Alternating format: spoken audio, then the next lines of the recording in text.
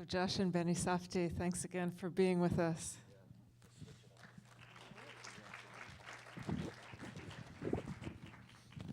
We won't. For those of you who have been here for both the... Well, there's distinguished guests here. Well, we don't need to... Well, I'm saying we don't need to take too long. Of course not, but we bothering should everybody. acknowledge. Yeah. Immediately before you even jump into it. Yeah, so there's Sage and Frey are here. Leah, Lee. Yeah. Stand up. More actors present. We have Dakota Goldhor, Eleanor Hendricks right here.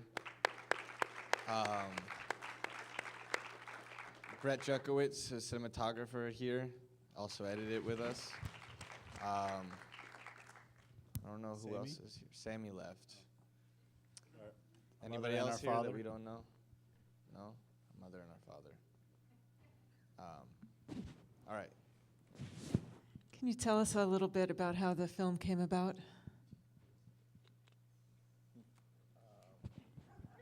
Well, it was a long Or time. not? It was a long time brewing, and it's just sort of when you think back on things, it can get distorted or messed up, or feel more real. You kind of lose track of what it really is like. So, the movie is kind of what it's like to remember for us in a way, and how we felt remembering it. So it's not exactly true, but it's 100% true for our emotional reactions to our childhood memories. Yeah, memory does a very strange thing, the way it kind of coagulates in the brain and kind of sits there. You know, the peaks of it kind of pop up and down, and you remember one things, and you can convince yourself, oh, you know, like, yeah, that person was great, or this person, you know, it was all of love. But it's true, like, there's reasons why you have these kind of foundation, these thoughts. And we're very, you know, like, we wanted to make this movie where, you know, the child inside of us says, like, love, love, love, love, love. And then, like, the adult inside of us is saying, like, you know, figure out what the fuck is going on here. Like, you know, this is, you know, take a real look at the situation. So we just kind of, you know, I made it, 2008 we were shooting, so, I don't know, it was like a middle, I was 25, right? Yeah, something like that. Well, we were, 25 if maybe, if we could play the kids, we I don't- would. yeah, You know, we, but that was originally because you saw anyone who saw the shorts, you see that we act in a lot of our own things. So it became this situation like, all right, who are we gonna play? And there's a physical impossibility here. But yeah, and then actually I was walking. We were trying to cast. You know, it was there was another version of this movie. It takes place on a beach, different timeline of the family, where the younger son gets lost, the younger brother, and we were trying to. That's how I met Eleanor, who played Lenny in it. She was gonna try to cast these real sets of brothers. We looked everywhere, and eventually, you know, I was almost about to give up, and I was walking. I don't know. I think it was like West 4th Street, and I think Frey or Sage, one of them was being like dragged, and they were on their way, and Leah was dragging them, and I stopped them, tried my hardest to not be creepy, and you know, I was like, you know, I know this is strange, but you know, and I was on the phone with you, and I was like, I'm looking at you right now, I gotta go, and you know, I pleaded like and begged, and just to get some type of contact number or anything, the best I could do is give Leah my contact information and hope that she takes me seriously. And then we bumped into each other fortuitously, like, you know, at random places. And then we made the movie a year later after that. the best was we were waiting very long to ask Leah to be in the movie and play the mother. So we changed the name right when we gave her the script to Lisa. It was not very creative. Yeah, we always wanted to ask Leah to play the mom, but we were very timid about it. So, you know, we thought we'd give her the script and last second say, either way. Yeah, we're shooting Well, I tomorrow. mean, Do you want to play it? No. Yeah, it wasn't that far from that. And how did you meet Ron Bronstein? Ronnie, I mean, he's become such a really... Wish he could be here. Yeah, he really wishes he could be here. He had a kid about 7 months after we premiered the movie. And that was, he said it was strange. He said when he was sitting there looking at his daughter, brand new, all he could think of was Lenny. Wow. And he was, you know, because he got really, really into it. You know, like you know, Sage and Frey can maybe talk about it if you guys want to come up here. You know, he was Ronnie was always in character, and he would pick the kids up at school in character, and then there would be this kind of transition period, where he would bring them from Sage and Frey Ronaldo to Sage and Frey Sokol, and be with Lenny, and then they would go to our location, which was on 35th Street. His basic goal was to make them as crazy and have as much fun with them as possible, so that when we arrived on set, it was like no. He wanted to create a myth, Yeah. which is what I think a lot of fathers are in a way. There's these myths, like they don't. In the middle of the night, the baby doesn't scream for an infant. They don't scream for the dad, they scream for the mom. So there's a lot of myths attached to fatherhood, and he, wanted, I was part of the conversation. He wanted to really push that, and he wanted to create this character who's just fun all the time, almost like, is this even a real person? And so we met. The question we met. He made a movie, amazing movie, Frownland, which is one of the best movies. Yeah, it's a really incredible film. And then he had that at South by Southwest. And for that beach movie, I saw him coming out of, We're Going to the Zoo. I had that at South by Southwest. And at registration, he came out. And it literally was like a spotlight, opened up on him. And he, gave me this kind of, menacing, nervous look. Why are you staring at me? Do I have a booger hanging out or something? And, he went to go, a programmer there said you guys would actually really, enjoy each other's company. And I didn't know what that meant. And then he said, go see his work. And then I tried going to see Frownland. I left the car on overnight with the windshield wipers going, and I had to deal with that. So I couldn't see the movie. But he went to go see We're Going to the Zoo, and he really responded to it. And then I said to him, will you play a dad? And he's like, I'm not old. He said, I'm not old. Why are you asking me to play a dad? So he's like, I'm not an actor. Yeah, I'm not an actor. I'm not old. I don't want to do this. And up until the day we were doing it, he was kind of hoping something would happen, that he wouldn't have to be in the film. And then he went on to, win a Gotham Award and get a nomination, Spirit Award, and, and he still, even at his Gotham Award acceptance speech, he said, I think he described it as it was a very athletic experience, and that he hopes to do it again sometime. But he doesn't, everyone who asks him to act in something, he always ends up turning it down, and, he doesn't really, I don't think he's an artist, and, he wants to, this is his one and only, which is, and he really would just he would go, he knew Benny would be, more sensitive to one idea, so he would attack him, and then they would come at me. It was like a war. We would always, he would come to me and say oh, how about we do the scene this way? And I'd be like, that's a really good idea. And then we'd go to Josh, and Josh would be like, wait, what are you talking about? I would see through it. But you wouldn't know. At first it was like, wait, I wasn't a part of that conversation. Then other times you'd be with Josh, and you'd come at me, and I'm like, whoa. It was constantly playing both sides. But then we would team up the night before, and all right, Ronnie's going to want to come at it this way. So we have to go but so we far know, to the left. Yeah, we know we're going to have to push constant negotiations. Sounds like a family kind of. And we wrote this next movie with him. So, we wrote John's Gone. He was a big part of that, and he's a cleanup. He's like one of our best friends, and that it's really. It's crazy because when we were shooting the fight scene outside the school, I think we were all crying. I even think Brett, you had tears in the eye cup. I don't know. It was just, it wasn't like a love fest at all. It was actually pretty brutal, but at times it was pretty. I don't know. It was emotional, and there was. There was a rehearsal period when he was trying to get the dialogue perfect for the conversation on the phone when the kids are listening. He was just running through it the night before, just constantly with going just over us playing Sage and and we were taking notes just to hear do we like this, do we like that, trying to figure out what his conversation was going to be, and it just ended up going on for 2 hours, and he was going in a loop, and we were just sort of we got lost. We were doodling and drawing on the page it was straight out of a movie. Our notes turned into doodles. So and that it was a strange head trip. At the end, he's like, "Okay, how was that? Was that we good?" Were like, "Oh my God, yeah." We just started to block him out after. It was strange. We just entered that space, and he was so cyclical in his speech. It was. He was incredible. And I think he's pretty hunkish too. I'm wearing the jacket specifically today that Lenny wears, and there's a little bit of orange spray paint on the far out. jacket. Yeah, just because. Why not? Yeah. And So much of the film is shot on the streets of New York, obviously. Over what long a period of time was it? It was like a 25-day shoot with like 6 days short. of pickups. So, but we didn't stop. There was no days off.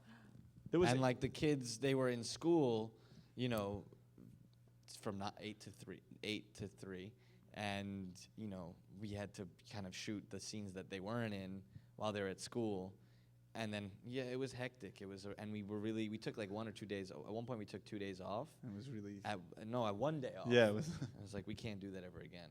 No days off anymore. But it was. And that's like going forward. We're like, okay, we were trying to like talk about how to schedule something. Like, yeah, so we'll do 7-day weeks, and we'll just shoot for like 6 weeks. But It doesn't work that way. You what's can't amazing get somebody is to work like that. That apartment was completely empty, and we had to make that into Lenny's apartment. So we filled it with all the closets, all of the cupboards and everything. And also, it was a little bit too big, so we made it smaller. And then in that room is actually where Leah was while we were shooting, so she was hearing everything, and she has all also these where the camera mags Yeah. were downloaded. So it was like this tiny room. little production office. But I don't know. It was a crazy. And Once we that wrote a bunch of stuff in the walls because we built the wall, and then we had to. Benny like convinced the realtor. Yeah, because to, the like, only sign way a to get that lease. apartment was to actually rent the apartment and Very then good. shoot in it. So I went with the movie budget as my bank account and like slid it over across the table and was like, "So can I rent this apartment for 2 years?" And they said, "Of course." They signed the lease. He was a Jewish landlord. He was, and then I'm at the very end of the project when we flipped it for like $300 more a month. I remember going. We to gave him. We basically gave- yeah, gave we him a gave him tenant a- who was paying at the worst timing. Yeah, of real, the like, height of the recession, $400 more than us. And I remember walking into the office to like hand over the release, and he just looked at me smiling and went and like slapped my face. Well, like, Thank you should say we renovated the Yeah, entire we apartment. made it a 1-bedroom. We made it a nicer apartment. We're good architects. So we did everything. Everything looked much better. We Put built up molding. very practical things. We put molding up. We built an extra bedroom. I mean, it was a better apartment. Yeah. Fantastic. So That's a Well, it's like great real estate story, too. Yeah, no, there you go. yeah, and like a lot of that is like the whole point of a lot of the stuff is to just disappear. So like that apartment, somebody walked in while we were filming and we're like, wow, I can't believe somebody just let you film In their in apartment. their apartment for so long.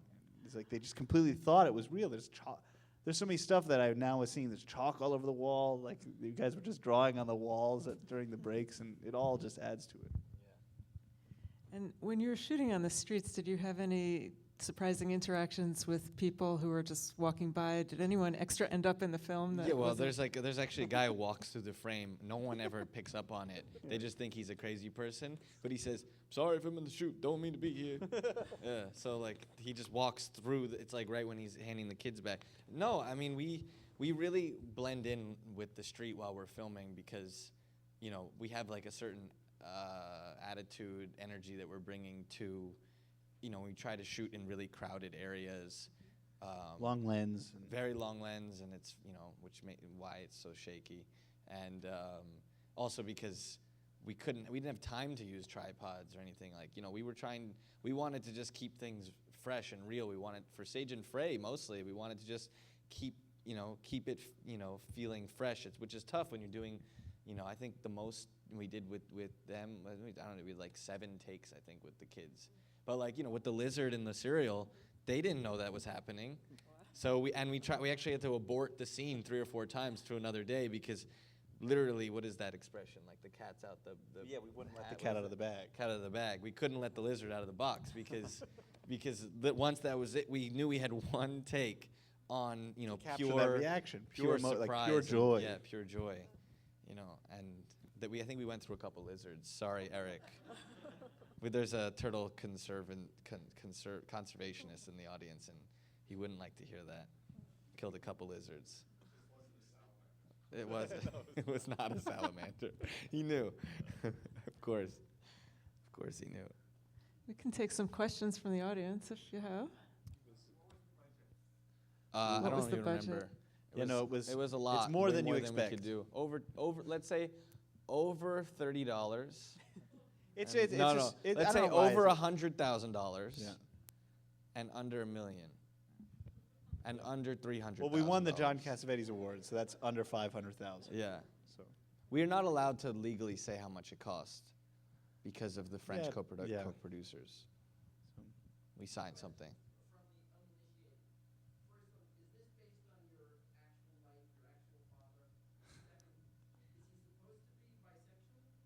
Our real dad is actually very bisexual. No, he's. well, no, I'm looking at him right now. that's just like I actually, we really like that element of Yeah. it. You know, he's a trisexual. Try anything once. You know, he's not in real life, maybe. Just the character is, you know, he lives for the moment, and you know, if it means sharing a bed with, you know, Safdie from Italy, then so be it. There's no such thing as identity, and with Lenny, I mean, he's all over the place. He's trying to build his own territory wherever he can. But you know, it's like it's loosely based. It's not on factual, things. but it's based on how we feel looking back on it. So certain things did happen. We did pee in a race car, and like how that's the one. That's yeah. the thing you're gonna. And then we drove on, peed on the babysitter. You know. Who was the neighbor Yeah. downstairs? Well, I And- don't think you were able to But like, convince him to ever. Or no, he- Jonathan Blauner. but there's amazing stories of like he would go fishing at 4 a.m. and come back. But we in the didn't. morning. Yeah, we were sleeping, but he'd come back in the morning with like a 40-inch striped bass. Like, where did that come from? So- Yes. Can you tell me when this movie is set? Because it's kind of confusing. I see some LP records, and I don't see any cell phones. There's one in there, but yeah, you don't catch I'll it. just repeat so the people in the back can hear. So the question was, what year is this supposed to be set in? Mhm. But it's timeless because it's again it's along lines of like how we remember things, like remembering, okay, our father was this way, our mother kept us in check, we did all these things, but we don't know exactly when. In my mind, my childhood all takes place when I was 8 or 9 years old, but that's not true. It's all condensed in that weird glob of memory. So we wanted to kind of keep it a little bit vague, not make it period piece, but we wanted to just keep it so that it could be any time, you know, and that's. Yeah, I mean, it goes back to this sense of, you know, what is timelessness? What does it mean to not have, you know, a gauge of the past and, you know, and like what, you know, what's happening right now around us. So we just kind of, I mean, looking back on it, you know, it was a very conscious decision, that payphone. It was like the last payphone We found with the a last. cage left. And we were very adamant about shooting there. You know, but like, you know, going forward, again, it wasn't something that we just said, you know, talked about or said. I mean, It's weird. I listen to LPs and I listen to MP3s. See, but there's like all the other E's. there's also a lot of every location we shot at is modern. It just happens to look. It's just New York City. But like when we went to film at the movie theater, there just happened to be like a 1970s classic car parked right in front that was going to be in the shot. So it was weird stuff like that. Yeah, it's great that it's there and it makes it a little bit more ambiguous. Yeah, people say like, yeah, New York is dying and like New York is dead. I mean, it all depends on what block you're walking in and who you are. Yeah. You know, like it's all about the 6 feet around you at all times. So, I mean, yeah, you have a cell phone. That's a big difference. That's probably the biggest change. I don't know why this answer Yeah. is so long. Well, because it is an interesting idea. Yeah, well, just 'Cause timelessness is it was a important. conscious decision to make it not any time. So, Yeah, that is definitely You know? true. Yeah. but I think the iPhone had just come out, so it was like this weird. No, actually, in the final shot, Yeah. there's the iPad Yeah. Mini, the iPod Mini ad Yeah. on next to the 59th Street Bridge. Yes. Did your dad really sedate you? I don't know if he did. He asked us the same question. Yeah, he actually, when he watched it, he goes, "Did I do that?" So that's a true story. That is the truth. No, we took a lot of, as Benny likes to say, we took all of the kind of gnarly, nasty things that we kind of went through. We condensed it until it was a little tiny pill, and we crushed it up. You know. And we gave it to you guys. Yeah. No, it was actually with Ronnie when we first met, had our first meeting, creative, like content meeting with Ronnie. He's like, you realize that you're gonna lose like 75% of the audience once you do this, and it was originally even Yeah. crazier. Like he's even more irresponsible about how he spends his time away from them. And I don't. It was a trick. It was you know, it was something that we really wanted to. We wanted to put that hurdle there. I mean, I never even, I knew it was bad. I know it is bad. It's Well, it was- interesting to watch it But now. it's, yeah, at the same time, it was just like when we were writing, it was like, okay, yeah, and then this happens, and it was kind of normal to us. We didn't That's think true, yeah. we didn't think anybody would be like, Greg Wolf, I see you. Greg Wolf helped facilitate a lot of the shooting in here. He's up there Up in the projecting. He's like projector. walking around. He can't even hear us right now. He probably turned it off. Yeah. Oh, there he is. Hey. Greg helped us, with timing, and also there's a guy named Don. And also when we had the first, we had an amazing screening Yeah. here. He had a lot to do with that. So. Yes. I could do both at the same time. Hold on. I'll do one. No. Well,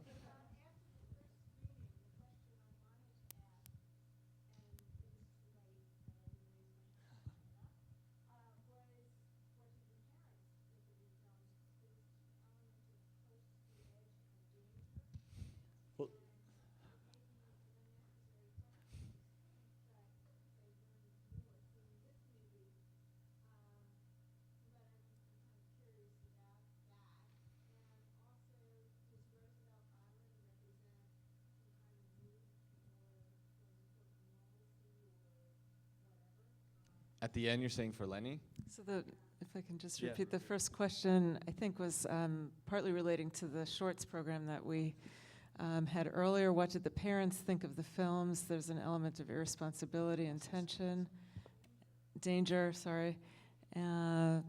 What's funny is when they watched, they had the exact reactions that we would expect. Our mom was like, "Oh my God, you understand exactly where I've been coming from all this time," and our dad was like, "Oh my God, you do love me," and all that. So it was, because it's literally both sides of the story is what we were trying to get at. Well, I think And- being the product, of early divorce separation situation like that, you start to see, and it becomes more and more obvious, when I see peers in that scenario, just like the propaganda, everyone has an agenda all the time in any social situation. It's like when Lenny looks So at the imagine you have kids. two kids. I mean, it's really not that much different. I mean, it is because they're your kids and everything's a lot heavier. But it was very, in keeping with this idea of agenda and you're omitting a certain frequency. They both watched it in their own frequency and blocked out, the foreign countries. So I thought that was a major sign of success for us, at least. I mean, No, we knew that it was critical and loving at the same time, and that we could only get from growing and seeing the benefit of both sides of it. So It definitely comes across. The second question was, does the move to Roosevelt Island represent a kind of move to normalcy? quote-unquote normal? I think No, as soon as he lands, it I does think if not. there was a sequel, there's cops at the Yeah. other end of. it's of, not you normal know, when he gets to the end there. I do remember when we moved, surprise move, woke up one morning, the place was packed. In reality, I remember arriving, and I think Dad plugged the phone in, and the phone was already ringing. And our mom found the phone because it was forwarded. Well, the school was like, "Where are the kids? Why aren't they in school?" And so I think that it's not so much normalcy. It's more of, I really love apocalyptic films, and that to me is like the apocalypse for Lenny. This is his last. Let's all hide in the shelter. All he there's an thought atomic bomb all he dropping thought it on to was the tram. He didn't think about anything. Yeah, he was like, if I get them on the tram, there's nowhere that's what's beautiful about the tram. It's like one of few. It's frightening in that sense, and it's totally. We filmed there the last month that it was in that kind of state. Now it's totally different. It's very digital. It used to be very archaic. One moved, the other one had to. There was like a pulley There's now system. doors. There's no more people. But it's a scary form of transportation. Like you're just hovering above the East River, and you can't get off. I'm not gonna, like a bus. You can say, even the subway, you can get out and walk through the tunnels, as we show you. There, you just stuck, and you're stuck with, you're brooding these characters stuck in a little cage. It's always steamy too. And there was another question, yes. Which aspect of all of you and of the film bring you into the New York Jewish Film Festival? Which aspect of you and the films bring you into the New York Jewish Film Festival? we are Jewish. That's Yes. And that's the base. Yeah. Yeah. The starting point. and I don't know. It's inevitable that it will seep into the film and the character. Like Ronnie's Jewish, and he adds. I don't know. There's His name is Leonard Sokol. Yeah. There is a collective. I don't know. I feel like there is a collective understanding of of one another at some There's deep a level. debilitating neurosis Yeah. to Lenny. You know, I talked about it beforehand. I don't know if you were there, but just this, you know, constant movement. You know, like never quite being satisfied.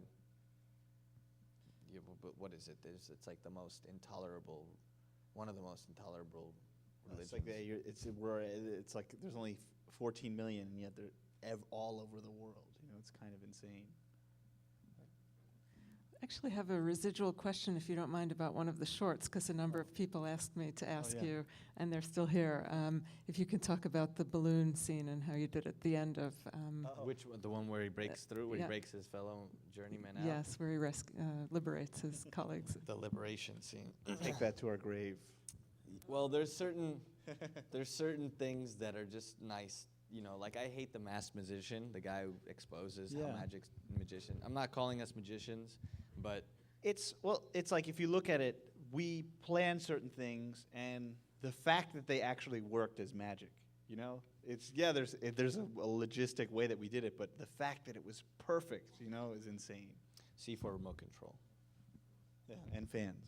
fans, magnets and fans, C4. But you know, it was just we were as surprised as you. Let's put it that way. Well, on the note of magic and surprise, we'll wrap up, and I'll say thank you again thank so you much. so much. to you again and to Thank Film you to the Society. Film Festival for having us, and Yeah. everybody for coming. Thanks, Greg, for projecting.